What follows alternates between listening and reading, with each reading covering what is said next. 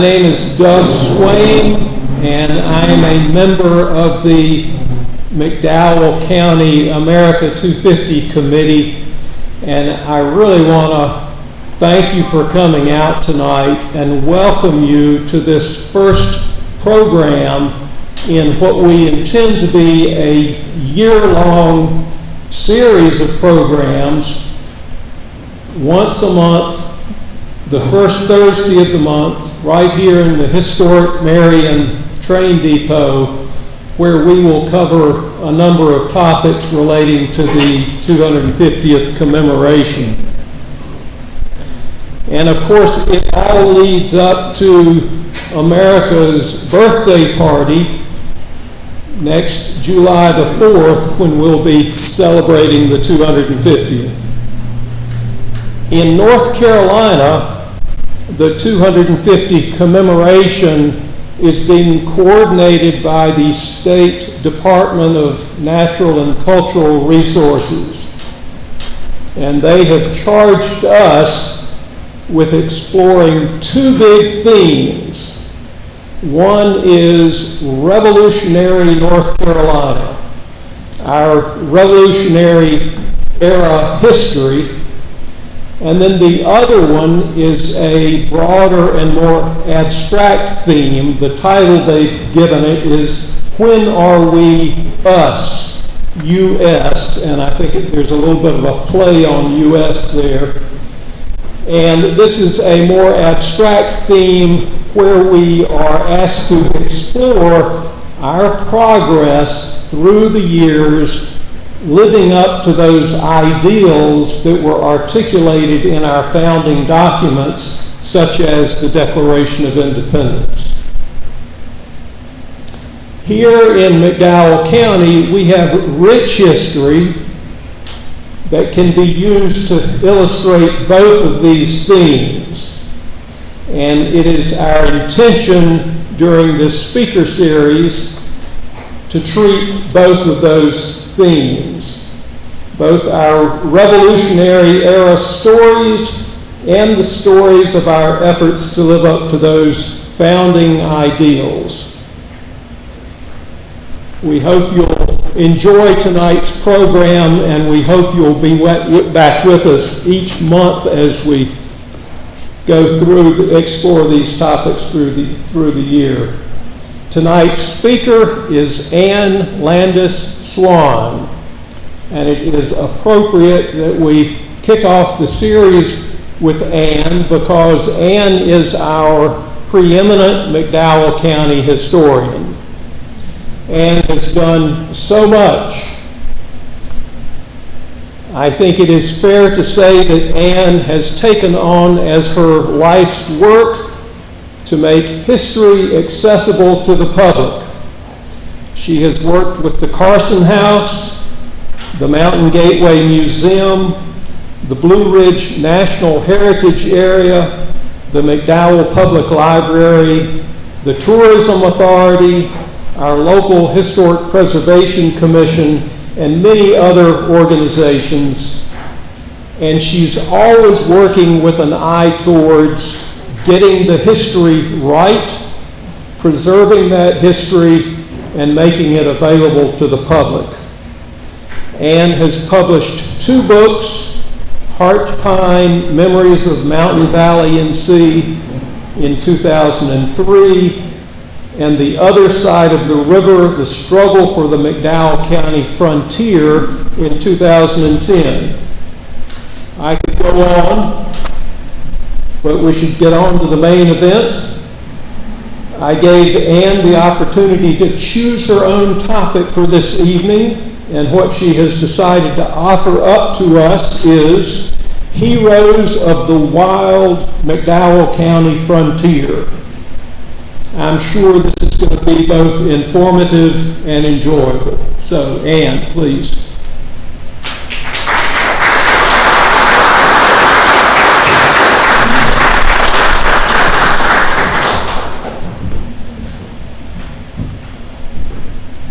Thank you all very much for coming. You know, America's 250 celebration begins with 1776, of course. But in truth, settlement of McDowell County had already begun more than 2 decades before that. McDowell was part of 5 counties down through time. Along about 1750, we were part of Anne Swann County, and it was then that people first began to acquire land grants in what would become McDowell. In 1753, we were part of Rowan County, and that was when settlement really began to pick up, along about the end of the French and Indian War. And there were people living here, raising families here. There were soldiers of the Revolution who were born here. They never lived anywhere else. So our beginnings go back further than most folks would think. The counties that we're going to be mostly concerned with this evening are Rowan and Burke, of which, of course, McDowell was a part. And to keep confusion down, I will refer to McDowell County, even though we weren't necessarily called that at the time.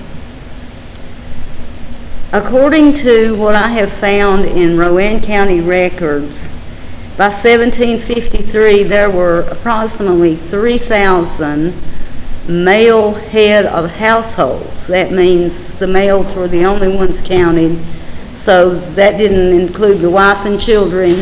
So there were 3,000 plus people living beyond the Catawba, which covered a lot of territory, covered McDowell, of course, present-day Burke, part of Catawba, anything north and west of us. So, that may sound like a small number now, but back then, 3,000 people living in the backcountry struck me as being way more than I would have anticipated. Where did they come from?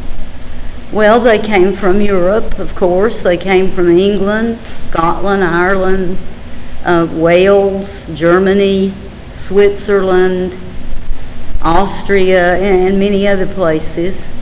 My father's folks, the Landises, it was a surprise to me, came from Switzerland. I never dreamed that until I began to research them. But they came from Zurich, and the reason they came was because of religious persecution. One of them was a minister, and because he refused to conform to the required teachings of the state church, as they called it, he was beheaded. His family was ordered to leave. They refused. They were thrown in prison where they died. It was his grandchildren who finally escaped to Germany, where at least a couple of generations of them were born, and then they in turn migrated down the line into Pennsylvania and finally North Carolina. But that was one example of why people came.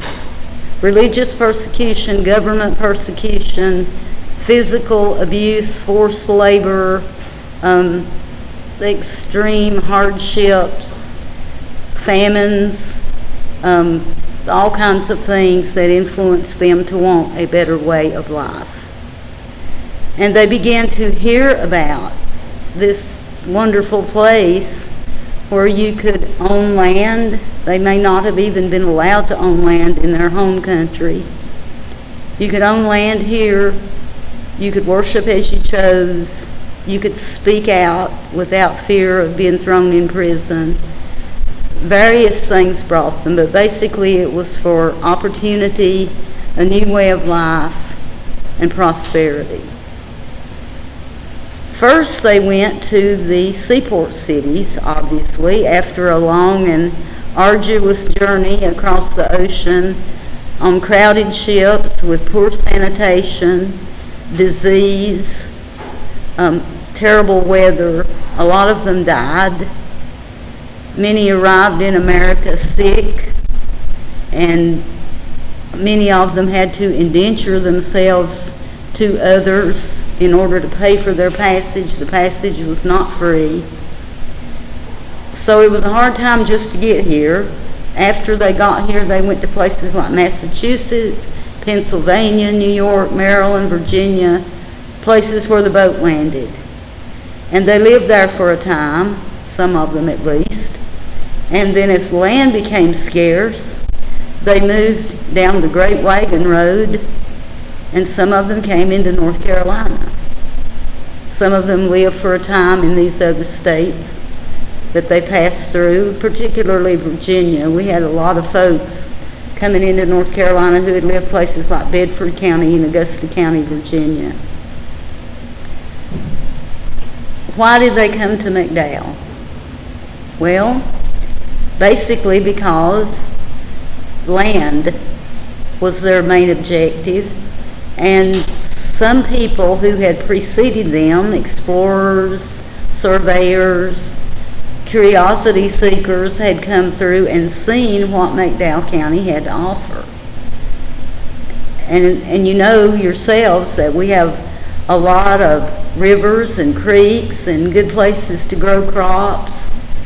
There was abundant wild game, fish, abundant things for forage, berries, nuts. You know, it was a prosperous place.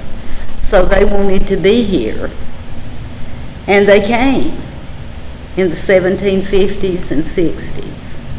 And they were pretty much living in all the different communities that we know today. Some of them even had the same names that they have today. Turkey Cove, for example, North Cove, Montford Cove. Those names go all the way back to the beginning of settlement. They had a good relationship with the Cherokees for the most part. They traded with them. They sold rifles to them. They bought Cherokee goods. You know, they were getting along fine. And that's evidenced by the fact that before 1776, as far as I can find out, there were no forts in the county. They didn't need them because they were getting along very well. And then comes the Revolution. And when it started to move into the South, the British were concerned that these old Scotch-Irish fighters and mountain boys who refused to be told what to do were going to move too far away from their control. So to keep them busy and keep them occupied and keep them from revolting, they stirred up trouble with the Cherokees. They promised them everything, land, you name it, if they would keep the settlers under control. So for the first time since they had arrived, to any extent, I mean, you know, there were Indian troubles, but not like there were after 1776. And all of these problems created a really bad situation for the settlers. They were having to fight just to stay alive. McDowell became the westernmost outpost in 1776. Civilization as we know it stopped here. This was the wild frontier.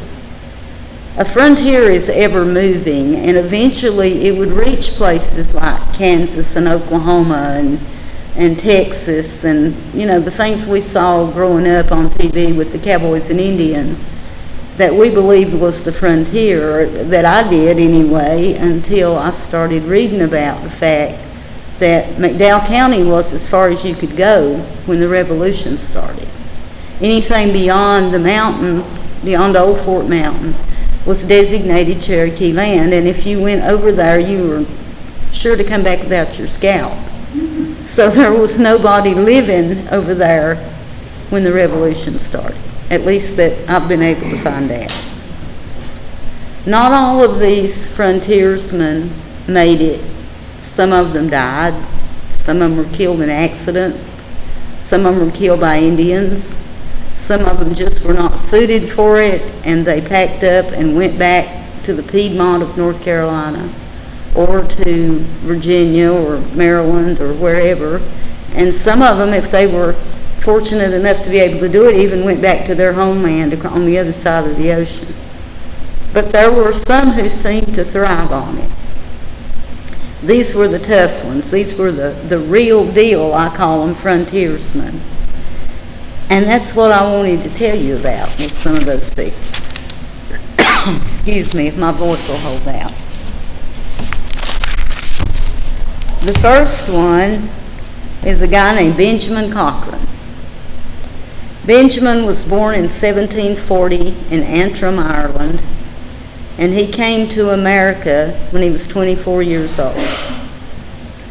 He first settled in Philadelphia and then came to North Carolina in 1767 to Mecklenburg County, where he lived throughout his younger years and married a lady named Mary Davis. Mary died not long after their marriage. He also acquired land, although he didn't live on it at the time, in 1778 on the French Broad River in what's now Buncombe, and land on Glade Creek in McDowell County. Glade Creek runs into Crooked Creek, and near the mouth of Glade, where it joins Crooked Creek, was where Benjamin Cochran lived. For those of you who are familiar with that area, you know that this is kind of between Old Fort and Greenlee, and it was located on what is now called Henry McCall Road. If anybody knows where Henry McCall is. Pardon me. And now there is a beautiful old 2-story white house on this. At least I hope it's still there after the hurricane. I'm sorry, does anybody maybe have a water? While he was in Mecklenburg County, Henry fought with the Patriots in the American Revolution. And I wanted to read you, if I can. I really apologize. My allergies kick in, and the air conditioning doesn't help it. In 1832, Congress passed an act to give pension applications, thank you, dear, to all these men who fought in the Revolution.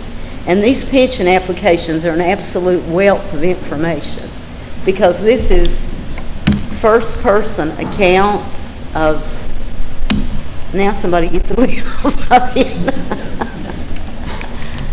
It's first-person accounts of what happened while they were serving.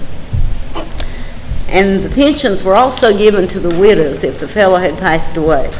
So Benjamin, thank you, had already passed away before the Pension Act went into effect, and his widow applied for his pension. And she had heard him talk about his Revolutionary War duties so often that she was able to recount it. She says that her husband, Benjamin Cochran, was 20 years older than herself, and in the middle age of life when he first entered the service of the United States as a volunteer militia soldier of the North Carolina Militia in Mecklenburg County. He was marched to South Carolina and was in the Battle of Stone Oak. She heard her husband speak also of volunteering with others under Captain White to intercept some wagons loaded with powder destined for the British service, and of having destroyed the powder by firing into it, in which her husband bore a conspicuous part, and for which his life and others with him were sought for by the British and Tories, and for safety he sought refuge in the state of Georgia and was absent 1 year from North Carolina. So old Benjamin was having a pretty hard time because of his choice to be a patriot. He had married Hannah, his wife, around 1780 in Mecklenburg County. Her father opposed the marriage because Benjamin was 20 years older than she was, and she confirmed that in her statement. And her brother, in a supporting statement, made this comment: I further swear that my sister, Hannah Cochran, was married to Benjamin in the month of November 1780, although I was not present at the marriage. I am fully impressed of the accuracy of the data from circumstances. First, that my father was very much opposed to my sister Hannah marrying Benjamin, who was so much older than his sister, a difference of 20 years, and the result was a runaway. And I was compelled by my father to accompany him in search of the runaway couple, but they were married before they found them and had left the county. And where did they go? They came to Benjamin's land on Crooked Creek. And they lived there for the rest of his life. They built a big log house there, and he built a grist mill, the foundation of which is still standing. I have seen it. There were other mills built on that foundation later on, and the last time I was there, I would say, was 15 years ago maybe, and was able to even go inside of it, and I saw the foundation and the grindstones, and the stones in the foundation were put there by Benjamin. When Benjamin got here, of course, you know, he was, like it said, in the middle age of life, and he didn't have to go back out and fight with an organized regiment again, but he did join the local militia and took part in guarding the frontier from Indian attacks. And he knew well that that could happen because he had been trying to plow a field and plant a crop, and he had 5 bullet marks in his plow to prove the fact that it wasn't an easy task. He was out one day trying to do this, and he saw an Indian skulking through the bushes, tried to sneak around behind the Indian, but was spotted. The Indian fired on him and missed, threw an axe at him and missed. Benjamin picked up the axe, took off after the Indian, and killed the Indian in hand-to-hand combat. So this was happening on Crooked Creek. If anybody in here lives on Crooked Creek, that was what was going on there 250 years ago. Just up the creek from him lived a man named Josiah Brandon. This was in the Pine Cove area of Old Fort. Josiah's family came from England, and they were very early settlers here because Josiah was born here in 1761. His father, Thomas, was born in England and was a Quaker who remained loyal to the crown. When he was just 15, Josiah joined Captain Samuel Davidson to protect the frontier against the Cherokees, and he helped to build Davidson's fort. In 1779, he joined the Patriots' regular light horse cavalry. In 1780, he enlisted again to protect the frontier from the Cherokees, who had recently killed his neighbors, the John Davidson family. He remained in service and was with the Over Mountain men. The night before the Battle of Kings Mountain, he was approached by Thomas, his father, who was a Tory, an officer in the Loyalist militia. And his father partly persuaded and partly threatened Josiah to join the Loyalist troops. He fought against men that he had been fighting beside of, but he said that when it came time to fire, he fired into the air and refused to shoot at these guys who were his friends. Thomas, Josiah's father, was killed at Kings Mountain. Josiah was captured, and some wanted to hang him, but Joseph McDowell of Pleasant Gardens intervened because he knew the situation, and they released him. He continued to fight for the Patriots throughout the war and married Rachel Brown, who was a neighbor of his on Pine Cove, whose father was also a Loyalist. They moved to Georgia and then to Tennessee, where he became a Baptist minister, and he lived until age 81. He died in Tennessee, and he and Rachel are buried at the church where he was pastor. He has the distinction of having the largest pension file of any soldier who applied for a pension because of all the controversies surrounding the fact that he fought first with one group and then with another.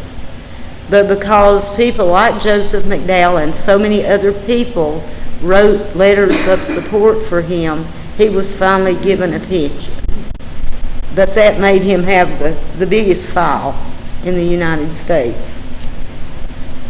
This situation underscores the fact that the American Revolution was actually the first civil war that was fought here, because there were neighbors against neighbors, and in this case, father against son. The next guy he was a real pistol. His name was Arthur McFalls. He was born in Bedford County, Virginia in 1751. His parents were Ulster Scots who came to America from Ireland. He came to McDowell County a few years before the Revolution and settled up above Little Switzerland on land that was called Barwala. When I had an opportunity to go to the bookstore in Little Switzerland, I don't even know if they still have one, it's been so long, but there was a great bookstore there, and right next to it was a great cafe. So I'd go plunder the books, and then I'd go have lunch in the cafe, and when I'd look out the window, there was a sign there that said Barwala Road, and that was leading up to the land that was owned by Arthur McFalls. Arthur was an Indian spy for the Patriot militia, and he had the reputation of being a great hunter. Those who spoke about him said that he was a man after Daniel Boone's own heart. He had killed hundreds of deer and almost that many bears. He traded with the Cherokees and had a good relationship with them until the British got involved. In his pension application, he describes some things that sound very much like a scene from a Wild West show. This comes from his pension. That according to the best information he can obtain, he was born the 22nd day of May, A.D. 1751, in Bedford County in the state of Virginia. And a few years before the Revolution, he moved into North Carolina and settled in the county of Burke. Of course, that was McDowell. And has lived in that county ever since. That he was living in the North Cove in Burke County when he volunteered into the service in the spring to guard the inhabitants from the head of the Catawba River to Charles McDowell's at the Quaker Meadows, and says the Indians attacked them on their march near the mouth of the North Fork of the Catawba, where a severe engagement ensued. The North Fork mouth emptied into the Catawba at Burnett's Landing. Is it even still called that anymore? That's what I know it is. But it's under Lake James now. If you have Google Earth, you can see this. You can still see where the rivers run together. But that was where the battle was. They defeated the Indians. The Indians had 8 killed, number of wounded not known. They then marched to the Shenandoah River, where he was sworn in as an Indian spy, together with 9 others, and he names all of them. One of them was Joseph McDowell of Pleasant Gardens, and John McFalls, who was Arthur's brother. John was, by the way, a loyalist. In January 1781, he volunteered again into the service for 9 months, but soon afterwards was placed under the command of Captain James Davidson and was stationed at the Wofford's Fort in Turkey Cove, where he was again sworn in and served as an Indian spy. That he shot and wounded an Indian while out spying. That the Indians killed 2 men and wounded and scalped his wife near the fort and left her for dead, and soon after attacked the fort and killed 2 men and shot the button off the waistband of the applicant's breeches. That was very close. The same night, they started a man to the fort on the Catawba for reinforcements, but the Indians ran him back to the fort. They then mounted the applicant, that's Arthur himself, upon a horse, and he ran through the enemy without receiving any injury and arrived safe at the fort, where he obtained a reinforcement, returned with them, and the Indians fled. Now that sounds like something you'd seen when I was growing up on Saturday morning westerns. But this all happened on the North Fork of the Catawba and up around present-day Woodlawn, which is where Wofford's Fort was located. And the fort that he rode to for reinforcements was Cathy's Fort, which was further down the Catawba near to Pleasant Gardens. His wife was indeed scalped by Indians, and family legend says that Arthur pursued these Indians to Grassy Creek in what's now Spruce Pine, killed 3 single-handedly, and buried them up on a hill above the location of Grassy Creek Cemetery. Meanwhile, his brother John was getting himself in trouble as a loyalist. He was taken prisoner at Kings Mountain and was hanged. And they wanted to hang Arthur too, simply by association. But once again, good old Joseph McDowell stepped in and said, look what all this guy's done for us. You know, he's protected us. And so his life was spared. Arthur lived to be 88 and is buried at the Grassy Creek Cemetery just down the hill from where the Indians that he killed are buried. And while we're in Woodlawn, in order to tell you about this next person, I need to tell you about a guy named William Wofford, who Wofford's Fort is named for. He was born in Maryland and moved to South Carolina prior to the Revolution. He was involved in iron manufacturing, and he had a successful iron foundry on the Pacolet River, which was destroyed by the Loyalists. He had been buying land in McDowell because he heard that there were rich iron ore deposits along the North Fork. So he had some land up here already, and after he lost his iron works in South Carolina, he came up here and bought some property and to join that. And he came at the wrong time because he came right in the middle of all the trouble with the Cherokees. And because of that, he had Wofford's Fort constructed on his land. He was a well-to-do fellow. He had some money. He was a slave owner. He had several children. And you would have thought that these people would have had, a calmer, more upscale life. But in the middle of all the Indian hostilities, that was not possible. One of his daughters was named Mary, and there are a lot of references to Mary in some of the old histories.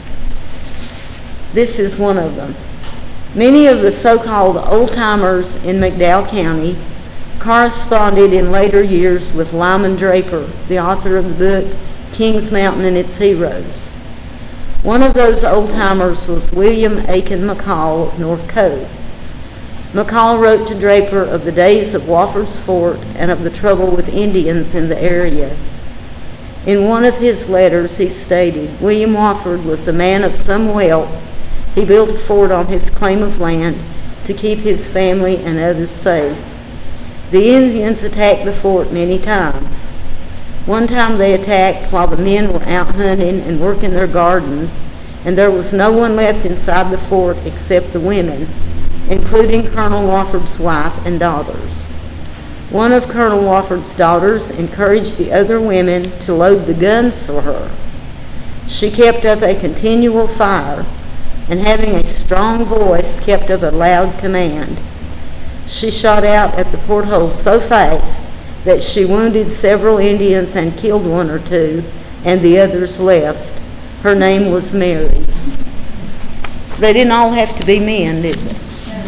And she was the only one shooting, by the way. It sounds like the others were loading the guns, and Mary held off an Indian attack single-handed. The last person I'm going to tell you about is probably my favorite, if you're allowed to have a favorite. His name was Thomas Birchfield. He was born 1737 or thereabouts in Maryland, and he was one of the earliest settlers in McDowell County. He was a neighbor of hunting John McDowell. His father, Robert Birchfield Sr., and his brother Nathan also came here. And the unusual thing I think about this family is that they came here directly from Maryland. They didn't go to the Piedmont of North Carolina and spend time for a while in Mecklenburg or Salisbury or somewhere like that, like most people did. They may have had some information about the area from the McDowells. Charles McDowell, who was a cousin of Hunting John, was a entry taker for land claims. And there are records that indicate that the Birchfields and Charles McDowell had several transactions together. So it's likely that he knew something about the area, and they came directly here from Maryland. His first land entry, legal land entry, was in 1778 on Buck Creek, but he had been here for probably 20 years before that. The reason why so many land claims were entered in 78 was because Burke County was created from Rowan in 77, and everybody thought, well, if it's going to be legal, maybe I need to go ahead and enter it or re-enter it, whichever the case may be. So that was when the first one that we see for him on Buck Creek. His wife was Sarah Leatherwood, daughter of Edward Leatherwood, who lived near Bridgewater. And they had several children, and I'm sure that most of you have heard the famous story about Lydia Birchfield, who was scalped by Indians when they were warned of an Indian raid, and they left their homes and headed to Fort McDowell at Quaker Meadows, and on the way they were attacked and several of the children were killed. Lydia was scalped but survived. I've heard many times about Lydia, but I never really thought about her family. And so Thomas Birchfield was her father. And he not only had that to happen to him, but some of his children were killed outright that day, and his daughter Mary was kidnapped and taken with the Cherokees and supposedly raised by them. Both of Thomas's sons and one of his brothers fought for the Patriots. One brother was a known loyalist. Thomas himself may have been considered too old to fight, but because there is a pay voucher on file for him, it's likely that he supplied goods, maybe weapons, food, something on behalf of the Patriot cause. He farmed a little. He was a trader, a trapper, probably traded with the Indians, no doubt had a good relationship with them for a while. And he probably practiced some craft. Most of the people on the frontier at that time had to make everything they used. So he could have been a blacksmith, a gunsmith, who knows. The old house that he lived in stood for many years near the junction of Buck Creek and Little Buck Creek. That particular point is now under Lake Tahoma, but when I worked at the Carson House, I found a handwritten statement that the old chimney was still standing in the 1950s on the bank or the shore of the lake or near it. He was killed by Indians in 1782 there at his home. And many, many years later, an article appeared in the Marion Progress newspaper in 1909. The headline says, "Landmark Gone." old Birchfield house on Buck Creek Road torn down. R.L. Gibson brought a curiosity into the Marion Progress office last week in the shape of some nails which were over 100 years old. These nails were found while Mr. Gibson was tearing down the old Birchfield property on the Buck Creek Road. At the time this house was built, all nails used in construction of buildings were handmade. The tearing down of this house takes away one of the oldest landmarks of western North Carolina. The house was nearly a century and 1/4 old. It was situated along the Burnsville Road, which at the time of the building was nothing but an Indian trail. The house was at one time the regular stopping place of people coming over the mountains. If for no other reason, the mere fact that this house was the stopping place of Daniel Boone would connect it with the history of western North Carolina. Here Boone stopped when he came over the Indian Trail from Tennessee to North Carolina. People who have visited the old landmark have noticed a single stone showing about 2 feet above the ground, and many have wondered what it marked. The stone marks the grave of a man named Birchfield. He was killed by the Indians, and after the raid, his friends buried him in the yard and placed the stone to mark his grave.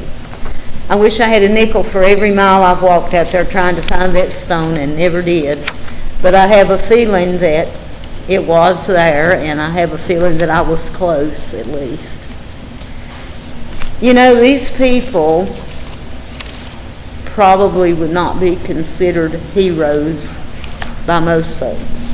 They didn't hold public office, and they weren't wealthy, with the exception of the Woffords. None of them had much. But they were here at a time when it took a hero just merely to survive. So to me, all the folks that were living here then were heroes. These were just some that I picked that were the most interesting. It would take forever to tell you about all of them. If you are interested in this period in history, think about looking for the pension applications online, because there is just an absolute treasure trove of information in there. I thank you for listening, and I have one more thing. I got to plug some books by some friends of mine.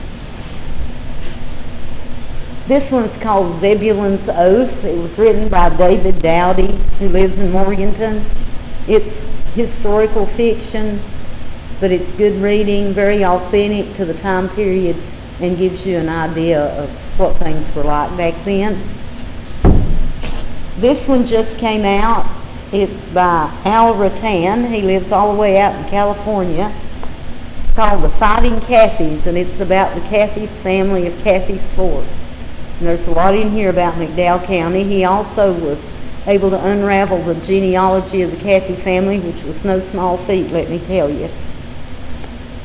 And this one, by my dear friend Wayne Bryson from Weaverville, called Long Rifles of the Blue Ridge, is about guns and gun makers, the long rifles, the men who made them, and I have been privileged to be doing some research for him about these folks. Anyway, take a look at those. These two are available through Amazon. This one's available through Wayne, who's sitting right back there. And Wayne's like me, the Amazon to him is a river. You know, we sell them out of the trunk of the car. So if you want one, he's here. I put his phone number in the book. But do take a look at them, because they're worth looking at. And I brought some of mine. I'm not going to push that. Thank y'all very much. I appreciate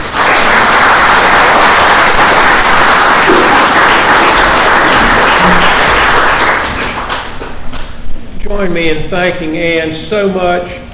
Anne is the real deal. She has read more Revolutionary era pension applications than anyone.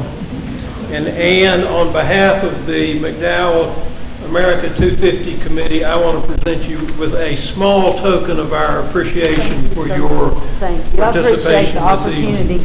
I feel very strongly about America. Thank you.